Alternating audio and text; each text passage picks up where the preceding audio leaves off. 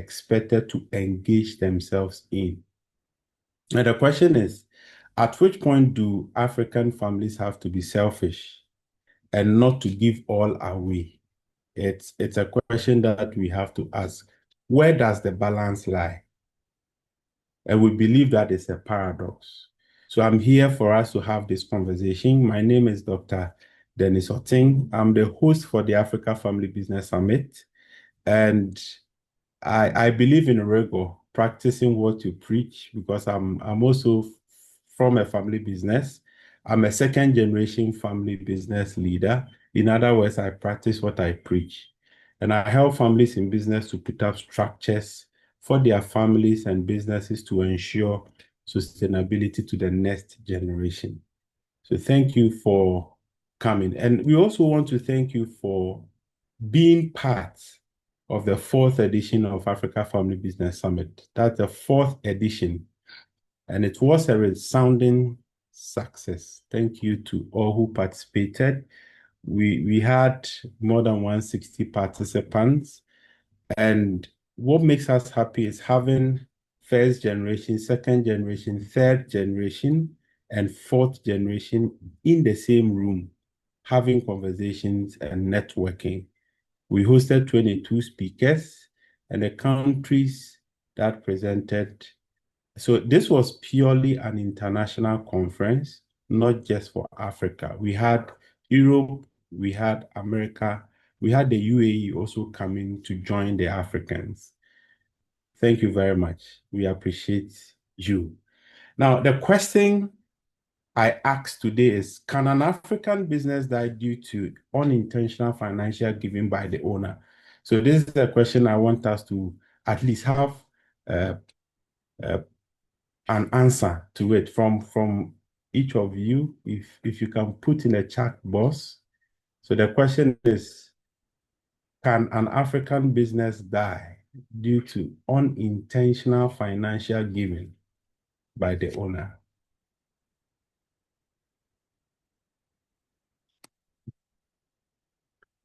What do you think? What do you think? Can you repeat the question? The question is, can an African business die due to unintentional financial giving by the owner?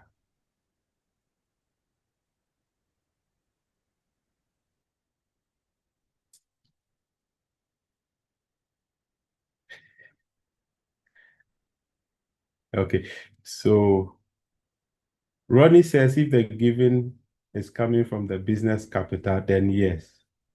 So not separating the personal finances from the business financing. Ronnie says yes, it can have an effect. What do you also think? Welcome, Mary. Welcome. What do you think? What do you think? I want to hear from you. This is a conversation. Let's keep it alive. Can an African business? Okay. Can I reflect on it? Professor Pierre? Yes. I answer, but I need to think twice because there's something unintentional giving away, which is also part of, it's one of characteristics of family businesses all over the world. And in African settings, because of this Ubuntu concept that we live in a community, we cannot sleep and feel okay when our neighbors are facing hunger, when our neighbors cannot afford school fees and everything. So it's not unintentional. Actually, it is intentional, which is what social emotional wealth. They make decisions that sound like not really logical. But it is logical because they prefer emotional decision over logical decisions. So it's not unintentional. They know what they do. Mostly emotional, and with the Ubuntu concept that says that I am because we are. Yes. Supporting mainly from emotions. Yes. So the question is, can't it have an effect on the business sustainability when you have to give all because you have to give to society? Now, since we talk of Ubuntu because I live, because you are because I am. Now, actually, it cannot Yeah. die because if it gives away, it will come back. Okay. Yeah. Okay. So Professor Pierre has given more on the benefits of giving, of which we'll touch on. And he also mentioned social emotional wealth. And because we are an African society where we are looking at helping each other, we mean to say that Ubuntu, Yes. I am because we are. So thank you for sharing. Mary says that giving can be part of your company's CSR. And she thinks what's important is having a structure and a plan. Let the numbers guide the decision, not your emotions. So that is a powerful presentation from Mary, separating the personal finances from company's finances. And Kelvin says, yes, it can have an effect on the survival of business. It can affect the cash flow. So I like the way we have the two sides where it's good to give, as Professor Pierre has highlighted effectively, and then some other people saying that if you are not careful, it can affect the business. It can affect the business. So I give you an example. I know a business leader who told me that he gave to a political cause at the expense of the business. He used business money for his personal gratification, and this is what he admitted. He nearly collapsed the business because he had to give to a political cause. And naturally, they lost the election. So the question I ask business owners is, why do you do the things you do? Fine, it's good to give, but why do you give? What is the purpose of your giving? And actually, some business owners can collapse their businesses due to unintentional giving when the purpose does not match the giving. It is a great effect. Now, I have another question. Of which some Professor Pierre mentioned something called social emotional wealth. But I want us to also dive deeper into what is the effect of family philanthropy on family business sustainability. So this is the family's philanthropy on business sustainability. Professor Pierre has mentioned social emotional wealth. What are some of the other thoughts that you think, people? What are some of the thoughts? What is the effect of family philanthropy on family business sustainability? What are some of the thoughts? The family's philanthropy. We want to dive deeper into the effects of the family's goodness to society on the business's sustainability. Engineer Davis says it must be budgeted, for otherwise it may collapse the business. I think it's in line with the first one. Also has an effect on this one too. So that's the first presentation. Okay. Ronnie says that family philanthropy helps him in establishing loyalty from customers. And Kelvin says he believes it strengthens the family and community reputation.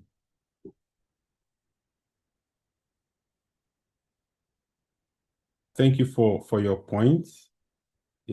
So family philanthropy and the family giving to the cause of the development of communities gives meaning and purpose to wealth. Miles Monroe, who was an American preacher, once said that when the purpose of a thing is not known, misuse is inevitable. The next generation and the next leaders of the family business want to understand why you do the things you do and the purpose why you are fighting to get wealth. And when they get the purpose right, it helps them to also carry on the baton. So it gives purpose to wealth. That's number one. Number two is it fosters strong family identity. Okay. Engineer David has added that it can also be used for business branding purposes. That's very right. Yeah. So it still goes on to your point or Kevin's point that says that it strengthens, it builds a positive reputation for the family business.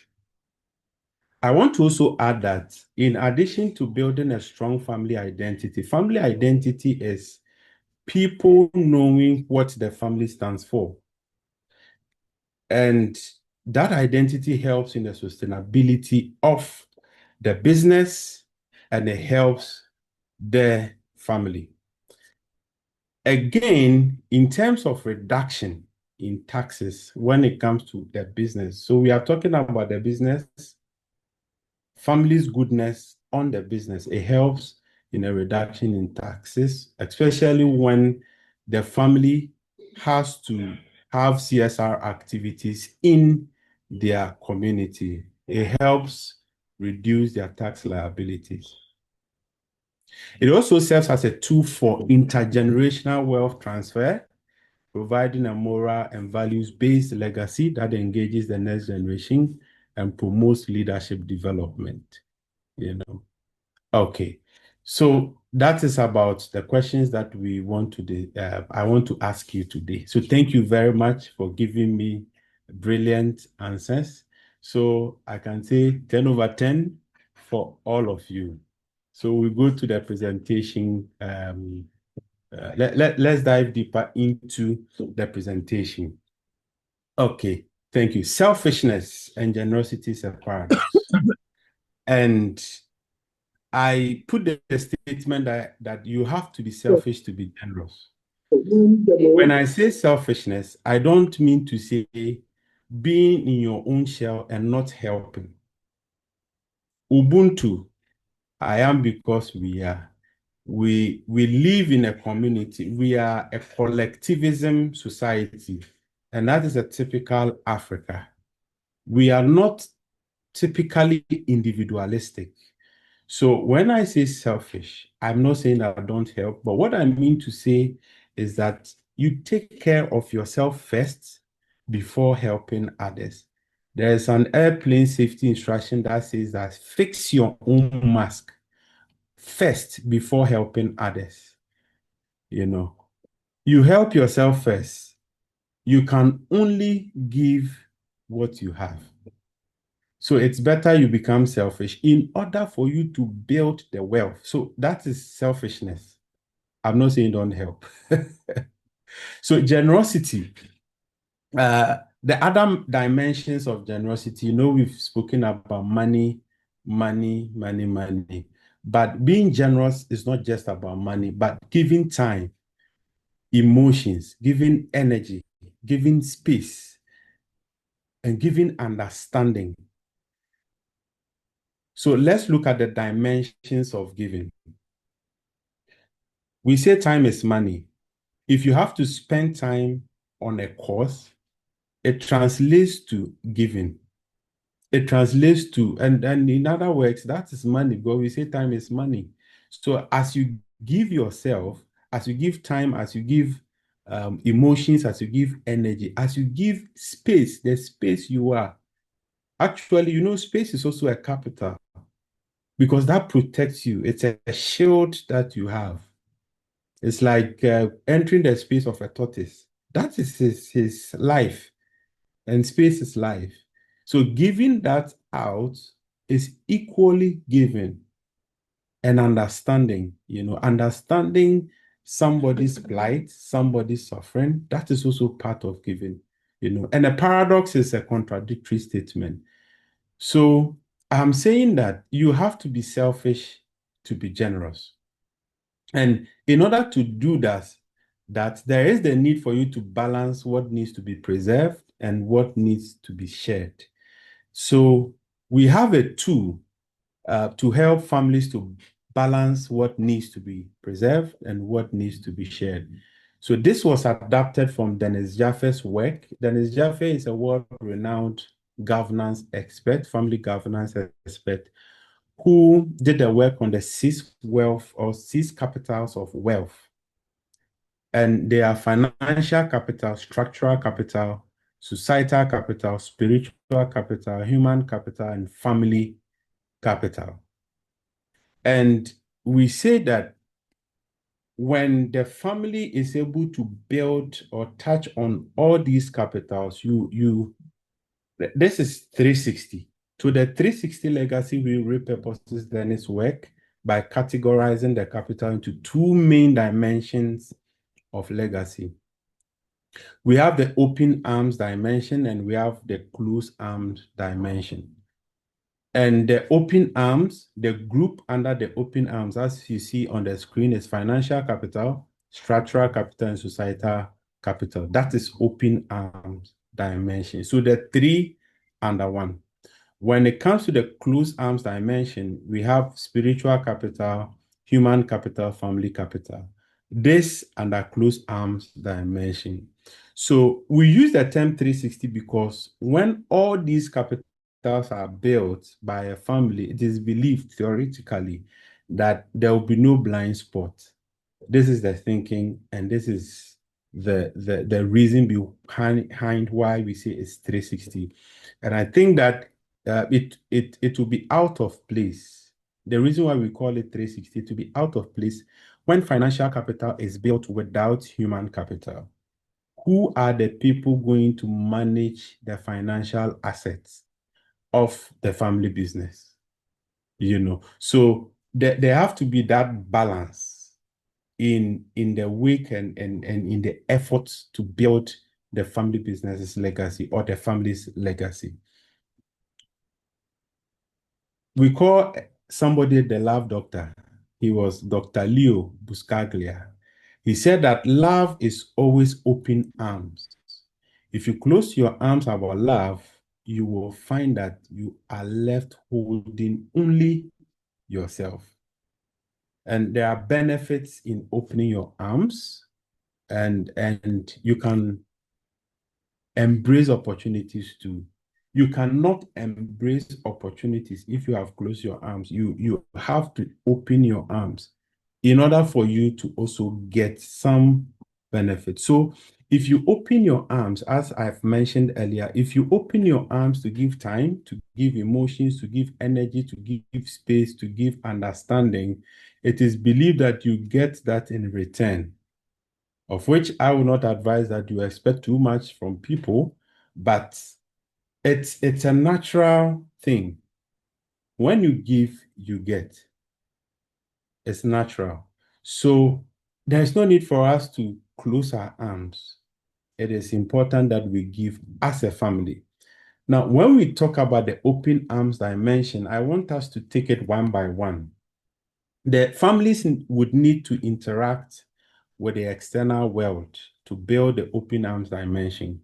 What we are saying is that some of these can't be built using external people. Actually, the family can outsource these forms of capital: financial capital, structural capital, societal capital can be outsourced.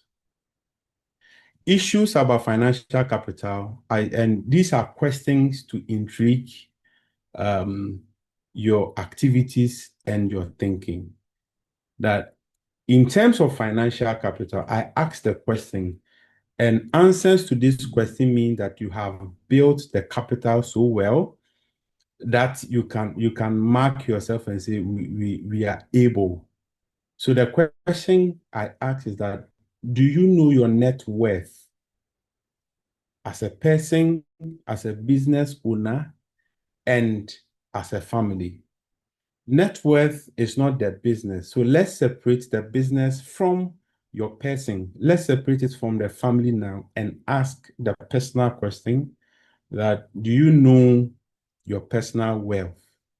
If you don't know, then that means that you are still in the process of building your financial capital, because you have to know what you do. At the end of every year, knowing your personal wealth helps you to mark yourself how you have performed with money.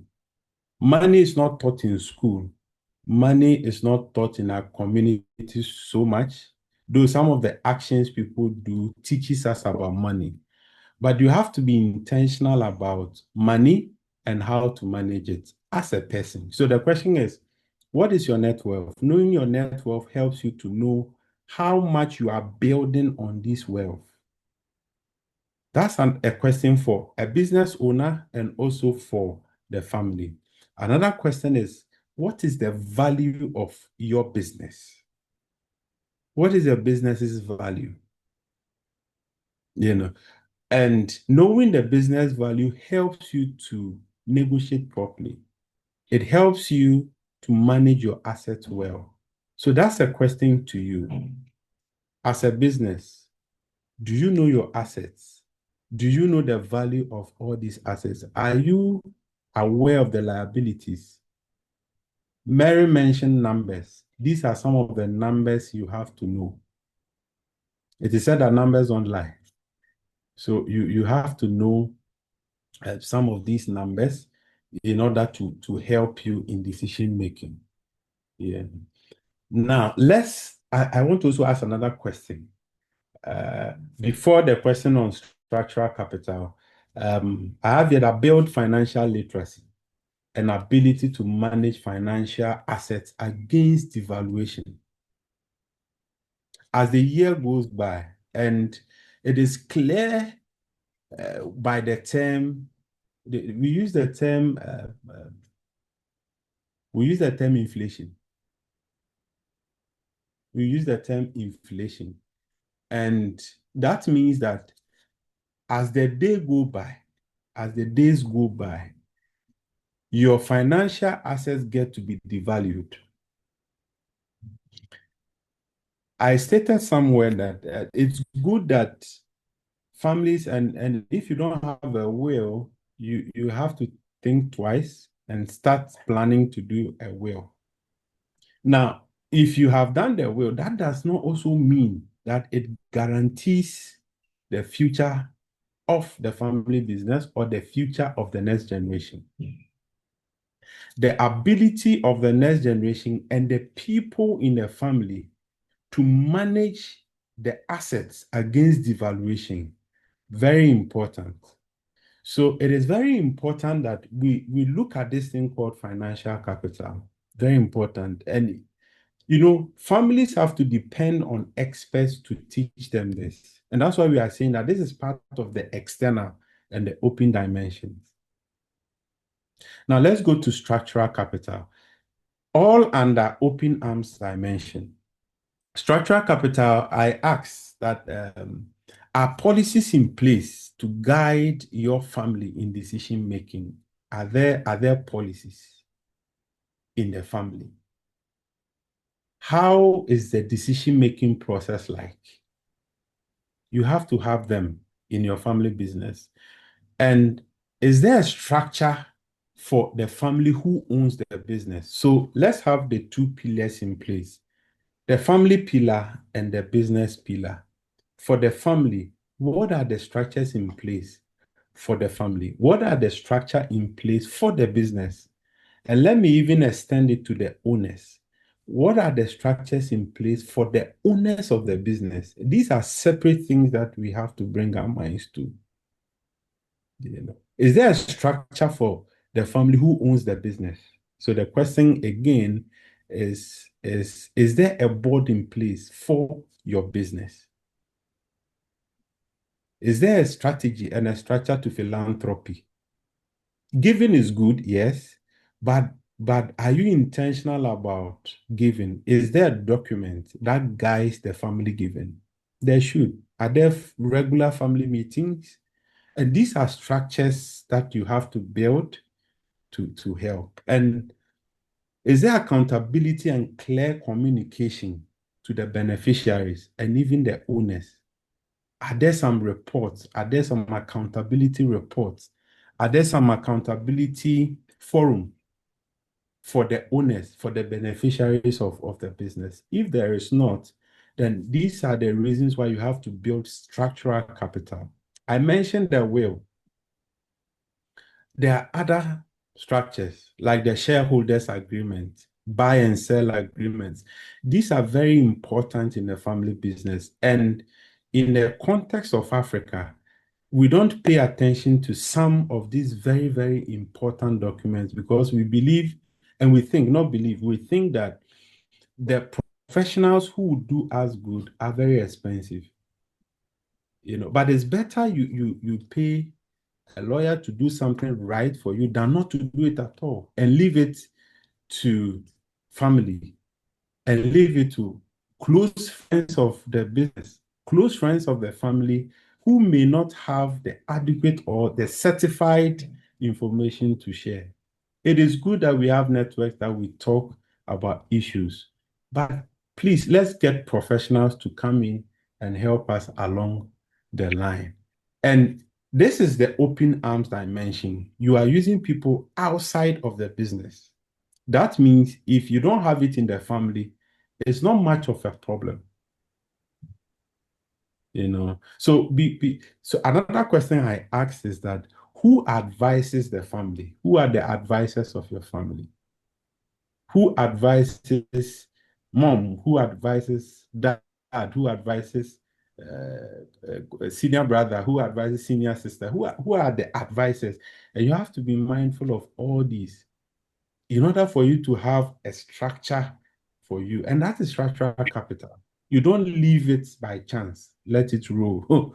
No, you don't do that. Now let's go to societal capital. And my question is, why should the family give? Why should you give?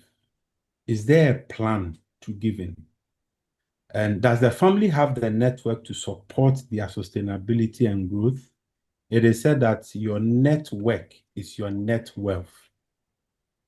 Do you have that network? If you don't have, and as I've mentioned, you have to be purposeful in building network. In building network, it's not just about working about meeting everybody, exchanging numbers. The question is, what value do you have to exchange?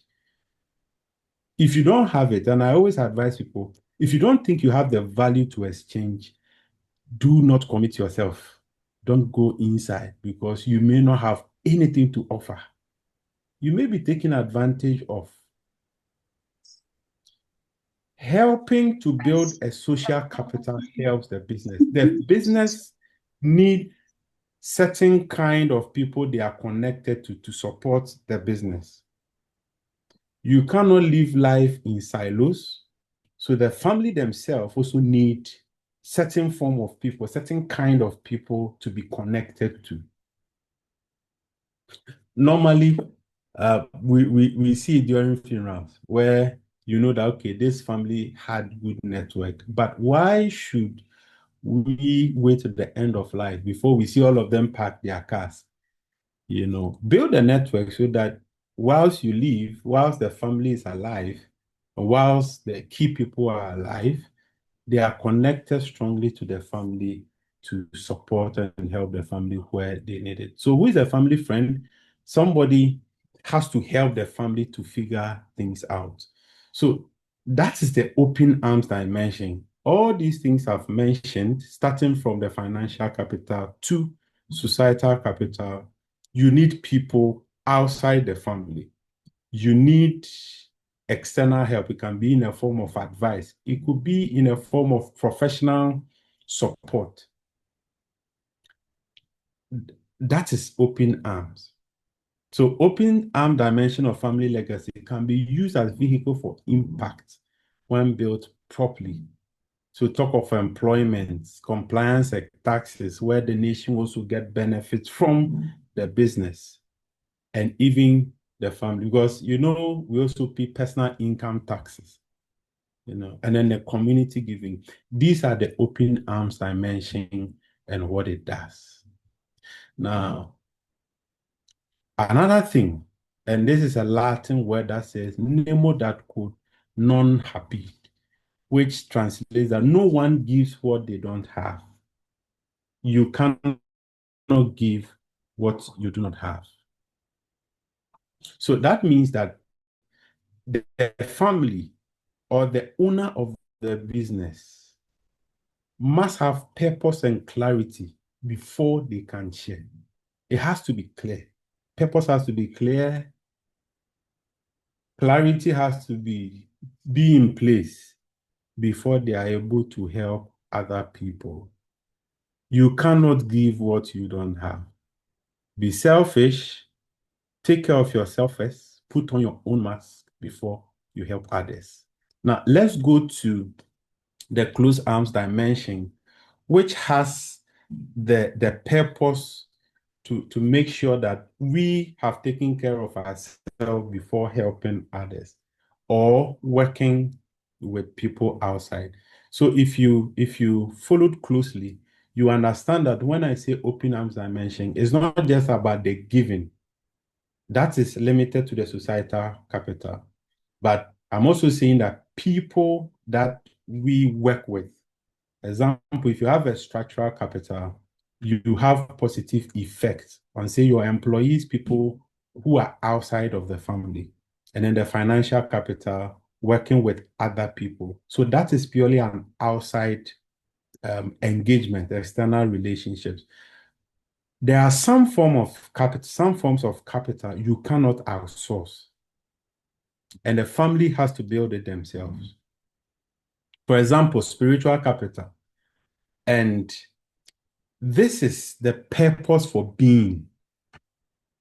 So I did a class, and it was a family business training, and I asked them that, what do you do?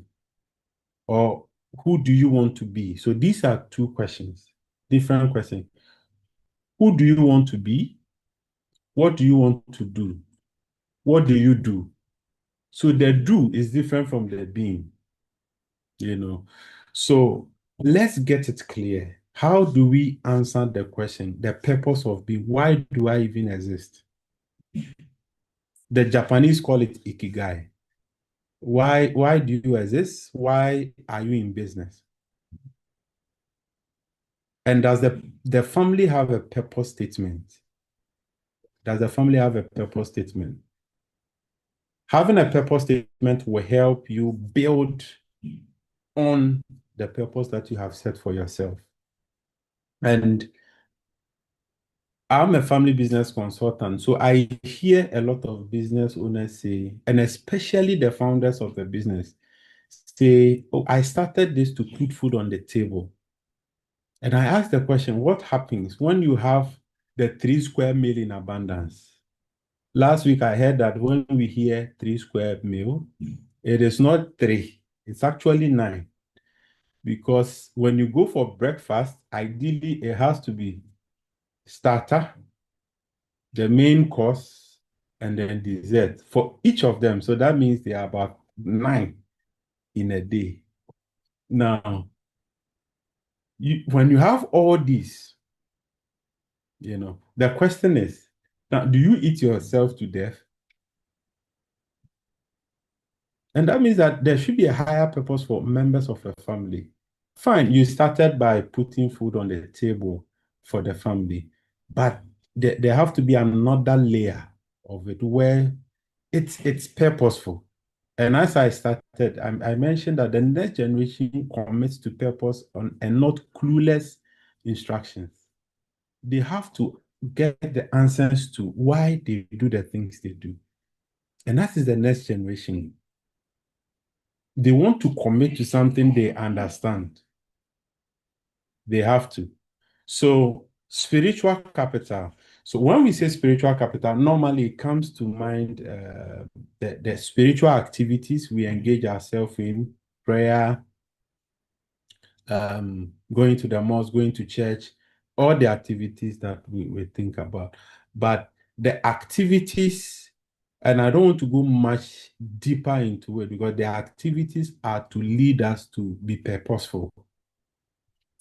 Most of the time, some of the families or some of the business owners end at the activities, translating their spiritual beliefs and their activities to be spiritual. What I am highlighting here is the essence of being, why you were created, and why do you do the things you do. as a person. Now, going into the family and the business, the question is, why did you set up the business? Why do you do the things you do? If it is philanthropy, why do you give? You have to get an answer to it. That is spiritual capital. For human capital, the concern is, what is the ability? And the question is, what is the ability of the members in the family to sustain and build wealth? One thing you can say sure is change. And adversity does not discriminate. So when the people in the family are hit with an identity, how do they respond to adversity? How do they respond to this adversity? Another question is, are there role models in the family?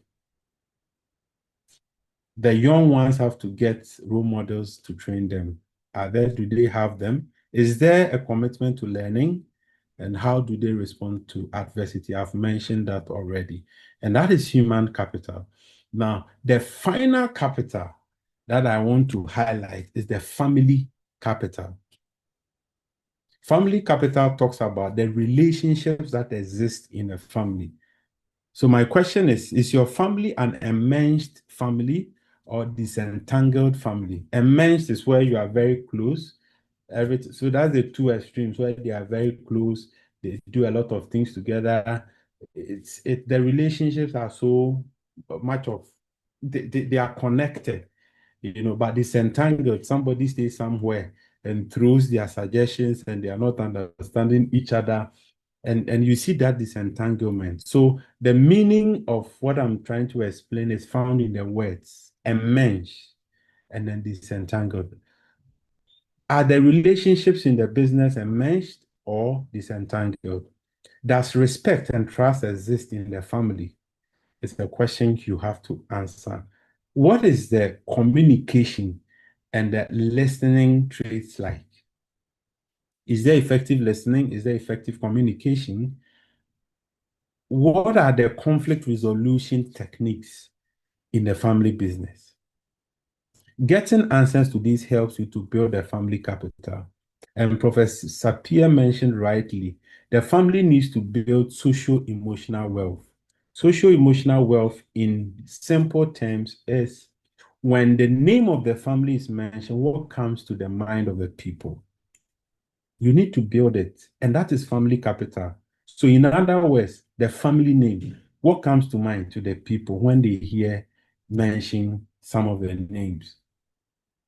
In your country, in the community where you work, so what comes to people's mind? So when you do this, that means that you have built a family capital. You have built a family capital. So having a close arms dimension helps you. So I've explained all the 6 capitals of wealth, but I've grouped them into 2. Clearly, know that financial capital, societal capital, structural capital are open arms. You can work with other people. You can even employ people to do those things for you whilst you build capacity in the family to take over. But there are some things nobody will do for you. Like spiritual capital, having a clear purpose, nobody can do that for you. Human capital, you have to work at it. Family capital, you have to work at it. And this is how you are able to manage the two. So bringing all together, the balance, let's look at the balance. The balance here is that the close arms dimension, I've mentioned the forms of capital that is there. And the second point, the family leverages on to be strengthened and energized. I will share the slides with you. The team will share with you. And the capitals, these capitals are energy savers. They save you, and they should be kept in the family. You don't outsource these, and it depends on the family's efforts and intentionality.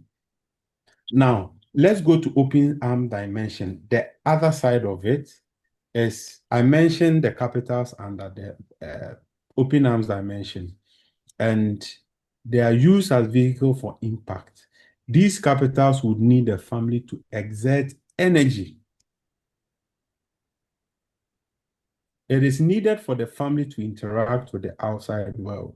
And experts from outside the family can be employed to help the family. So these are the points. So in a nutshell, having these two dimensions in place keeps the balance. The balance for selfishness, taking care of yourself first. And if you listen, I'm not just saying one person, but for the family. Keeping the family healthy, making sure that the family has been preserved before now you interact with the outside world. These are the two mentions in simple terms. Let me give some safeguarding tips, then we do a bit of a Q&A, then we close. One point is that owners should guard against manipulations. Manipulators are in the system, so you should guard yourself. Especially building the closed-arm dimension helps you to guard against manipulators so that you're able to preserve the family's assets, the family's money, and the family's resources. Let's also be careful. As my family business friend told me that he gave out huge sums of money for political cause and it didn't end him anywhere. You have to be careful with passion. Actually, passion can destroy you, especially when passion comes without rationality. It can destroy because we give to causes that we are passionate about. But you have to have the balance of rationality, having a purpose to why you do the things you do. Another point, separate ownership, control, and management or operations. Most of the time, when we say I'm working in my family business, that means operations, but let's separate it. Ownership is different from control. Control is different from management. I'm not saying that one person cannot be an owner or be a controller or be a manager of operations of the business. What I'm saying is that all these should have different hats that they wear. When it comes to ownership decisions, which is having a vision and a purpose for the business, you have to have a different hat when you are thinking about it, discussing with people about it. When it comes to control, which means being on the board or working as a board member or a board of advisor, you also have to have a different hat because the languages at these levels have to be different. Being a manager, operator, day-to-day operations of the business is different, totally different. But what we see most of the time is the owner wants to control and wants to manage. Same language, and it hurts the business so much. So in the bid to be selfish, that means you have to have different, and if you are appointing people to help you in all these separate levels of business, ownership, control, and management, you have to make sure that they have the competencies for each. If you appoint an operator to have strategic thinking at the control level for the business, you are calling for doom. The person who is thinking about operations. So as a business owner, when it comes to you thinking strategically, forget about operations. Put on the strategic cap. And as an owner, when you are creating a vision for the business, you don't have to be thinking as an operator. These are three different levels that you have to separate. Don't mix them. Most of the time, ownership is mixed with control and mixed with management. It doesn't help the business grow. It doesn't help you to scale in any way. So let's separate them. Last but one is give time for reflections. Don't get too tired. Never get too tired. This may sound psychological, but it helps your business. Have times where you do reflection, personal reflections. Do not be jack of all trades, always doing something. As a business owner, get time for your own reflections. Actually, it increases creativity and helps you to define the thinking. You have to be clear on the things you think about. So be mindful of your thinking and think about what you think. So give time for reflections and don't get too tired. When you are too tired, you can be taken advantage of. The last one is lifting the corporate veil. Your business has right to live as a person. Most of the time you hear people say, my business is for me. I do what I like with my business. No, it's not for you. You cannot do what you like with your business. The business is a person. Actually, your business can sue you as the owner. It can sue you. So make sure you are taking care of the business and making sure that you are helping your family and the employees in your business. Professor Godfred Bokpin, a renowned economist in Ghana, says that it is not compulsory to start a business, but it's not optional to manage it well. So what he's trying to say, nobody forced you to start a business. Actually, that's the word he used. He says, nobody forced you to start a business. You can put your money in investment, but once you start a business, it's not optional to manage it well. So let's be separating our personal lifestyle from the business. And as Ronnie mentioned when we started, you have to separate personal finances from company's finances. Separate the two. Don't mix them. Never mix them. Okay. Most of the ideas I shared or the points I shared can be found in my book, Legacy to the Next Generation. We'll share the slides. So when we share the slides, you can look at the contacts, call, and this is a Ghana number. You call for an order to be placed for you.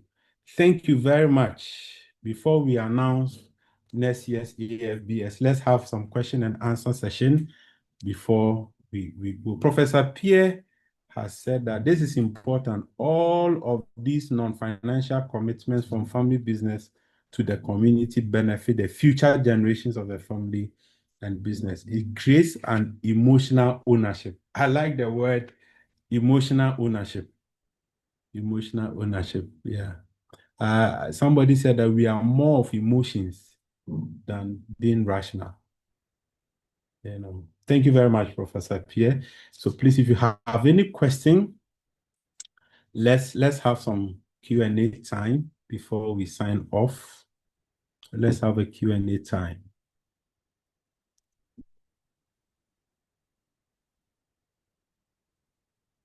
Let's have it. Emotional ownership. This is my word for today. Emotional ownership. So Professor Pierre, you can correct me, but what I think about emotional ownership is having the heart to own the business. Because it's a different thing to be named an owner and a different thing to have the heart of an owner. That's what I think about it. Do you want me to jump in? Yes, you can touch on it. Oh, yes. Family ownership has three forms of ownership. One is formal ownership. The second is emotional ownership. It means it's our business. Okay. Okay. The last one is psychological ownership, because family members have ownership in one way or another. But emotional means don't touch it. Okay. This belongs to us, belongs to the community, belongs to next generation. What will we pass on next generation? So that's way of saying it's our business, even if you don't have any share. It's called emotional ownership. Okay. Okay. So you mentioned emotional ownership, and then what are the others? You can type them here so that we all can learn. Psychological ownership. Psychological ownership. Yep. Yeah. So these are ownership dimensions and the thinking of an owner. And I want us to think about how to engage the next generation to have the love and the heart for the business that they own or the family owns? How do you build family identity? You know. Okay. Any question? Let's ask questions and let's have some interaction.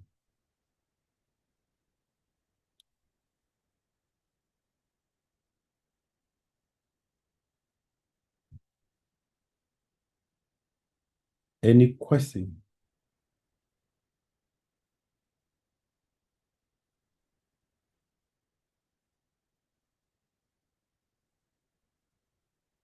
Any question from Edith?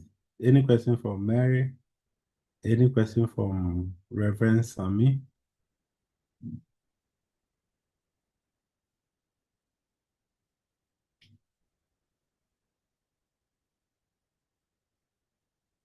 Okay, so Jonathan Longden says, can you explain the part about separating ownership and management? So ownership has been under discussed when it comes to businesses. What we say shareholders, that's what we know corporate ownership to be referred to, or yes, that's corporate. Or when you go to the stock exchange, you see shareholders, they say shareholders money. Let's go for annual general meeting. These are purely shareholders. So that is the ownership in the corporate world. And actually, it also works in a family business. The shareholders are the business owners. But because the shareholders started the business, we don't term them shareholders most of the time, but they are shareholders. And we are saying that at that ownership level, discussions have to be different. An owner has to be focused on the vision of the business, and how the business grows and how the business will be of an importance. That's the purpose. So the purpose of the vision of the business is driven by the owner. So actually, a business is as good as its owner. And how the owners think, that's how the business behaves. So we are saying that think differently. And these are the topics. When you meet as an owner, the questions you ask the board, because the owner also appoints the controllers who are the board. The questions should be different. The performance of the assets, purely an ownership thing, because they want dividends to be declared so that they also know that their investment is performing well. So return on investment, vision for the business. So these are things that an owner has to think about. At the control side is strategy. So strategy is different, ownership. But when it comes to day-to-day operations of the business, that's a different thing.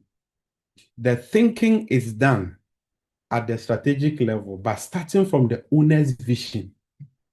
The control side is where you think about how to make sure that the vision has been tripled down. The operator is the day-to-day and the planning side of it, the making sure that the strategy is being executed and all that. So that's purely operational. So these are the different sessions of a business. Okay.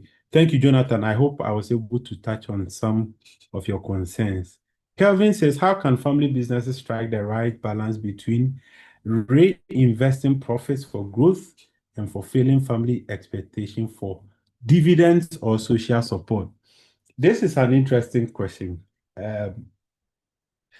Interestingly, a lot of African family businesses do not talk about dividends because the business takes care of their school, it takes care of their house. Actually, almost some of the families, all the next generation have their houses, they have their cars.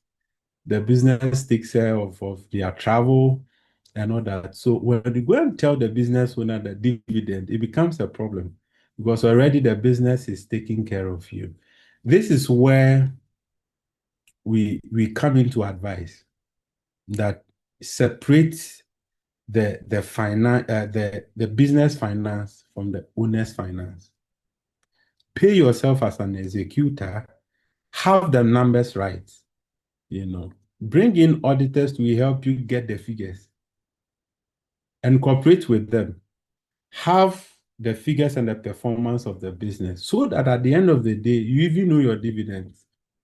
Most of the time, they don't even know that whether they are making profit or not. Some of them. When the business is able to take care of their family, it ends there. But it has to be separated. Family finances different from business finances. Put those things in place. Pay yourself from the business, but make sure you are living according to the personal finances. That's why I said the business is a person. Don't kill the business. Don't let the business suffer. When you have taken care of the business will report that, okay, I made a profit of so and so. And when the profit has been declared and you have paid all the taxes involved, now you can declare dividend. The board can now declare the dividends and you know that, okay, this is what I got from there. Then the owners can decide whether to reinvest. No, so the strategic level, and this is where a lot of people in corporate governance fight against the agency theory because the owners appoint the board to take care of the business for them. But now the thinking is no, the business has to be taken care of first before the owners. So the business has to, the strategic level or the controllers of the business or call it the board can also say that we are reinvesting so and so amount into the business to help the business survive. Then we can declare this amount of money as dividends. So these are corporate finance issue, and we have mentioned the structural capital. Put them in place, separate business finance from personal finance to help you. So striking the right balance between reinvesting profits for growth and fulfilling expectation means having that intention to even put your financial records, bookkeeping in place, to know that there are records, to know that there are numbers to show that there is profit. That's where it starts from. And it comes by separating the two financial streams, personal finances, family finances, from the company's finances. But most of the time, the businesses will fund the lifestyle of the family. So how do you declare dividend when the business has taken care of all the things, and it becomes a big problem. So let's separate the two. They are not the same. Business is different from family, different from the persons. Lift the corporate veil. Any other question? If you don't have any question, then we can. Okay, thank you very much for coming. Thank you very much. Thank you. If you don't have any questions, so we come to the end of today's presentation. Doc. But okay. Doc, I have a question. Mary has a question. Mary, family business.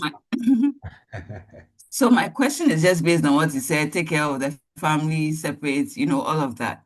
Yeah. But I think sometimes, if you pick a business, let's say I've just applied to work somewhere, you get certain benefits, right? There are businesses, there are businesses where you're taking care of the MDs, certain things, like there are certain perks that come with the position, right? Yeah.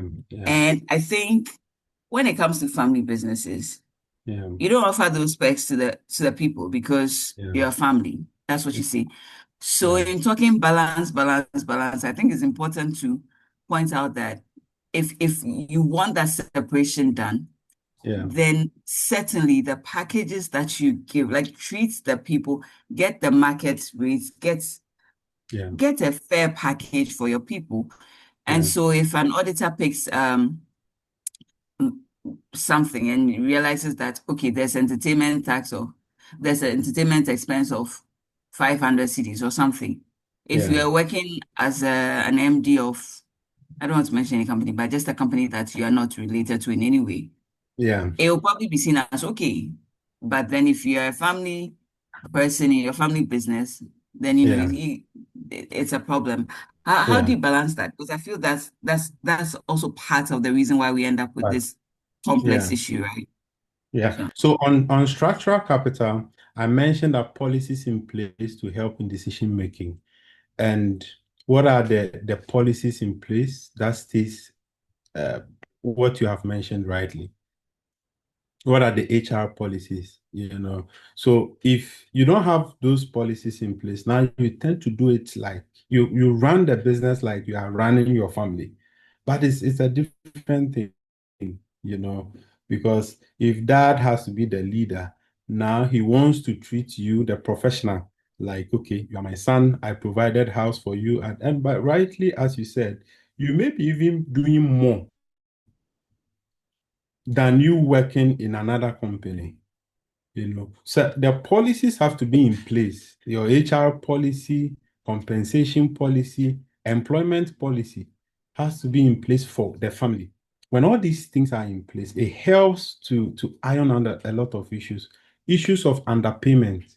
It's a very it's a big concern for the next generation, underpayment, because they feel if they have to work in an outside company, they will get a lot of benefits. But there are no policies in place to guide it. So daddy or auntie or big sister, big brother has to decide for you.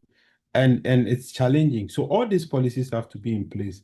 I've mentioned employment policy, compensation policy, HR policies. We should have all these things. You can limit the employment policy to the family. You can limit the compensation policy to the family. But some of these things are seen in the HR policy. So policies for the family can have an interplay with policies for the business. But policies for the business comes first, because you may be working, and you will be working with non-family members. You understand? So let's get the structural capital right by setting up some of these policies. Yeah. So Thank Ronnie you. said that, thank you. It has to be the top, because realistically, if a family business that's now growing and putting structures in place, don't you think family members should see some of their sacrifices as sweat equity? Okay. If it is sweat equity, then are you saying that I'm giving you shares? Most of the time, they don't even give shares. So let's have all these policies in place to support. Maybe they may not be enough. You may not have enough funds, but somebody is sacrificing so much. You can look at share options as a way to compensate. It's all under the compensation policy. All right. Thank you. Today we've spent a lot of time. So thank you very much for coming. We appreciate your participation a lot, and we hope to see you. Our next conversation will be in December, before we do Christmas. So thank you. We share the slides to you. We also want you to share or give us feedback about the presentation and everything that you have learned.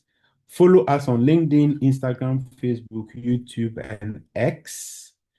And your announcement, and congratulations, you are the first people to see the flyer for AFBS 2026. Mary says we shouldn't go outside Ghana, so we are in Ghana. 2026 will be in Ghana. The theme is Family Business Succession, Managing Tradition and Innovation Conflict in Transitions. A lot of these people travel back home. They want to work with family. It's a problem. They may have to go back. Issues of this compensation we've mentioned, that is not treating me well. And there's always a conflict between changing things in the business and then the transition. The older generation saying that, this is Africa. You cannot do business like you are doing in US. You've gone to school, my friend. Shut up and sit somewhere. These are things that we'll discuss on the 18th and 19th of June at the Palms by Eagles. So we'll be expecting. The registration portal has been opened, so you can visit www.afbs.org, and then you register. We'll get to you. Thank you very much, and we are pleased to have you. Thank you.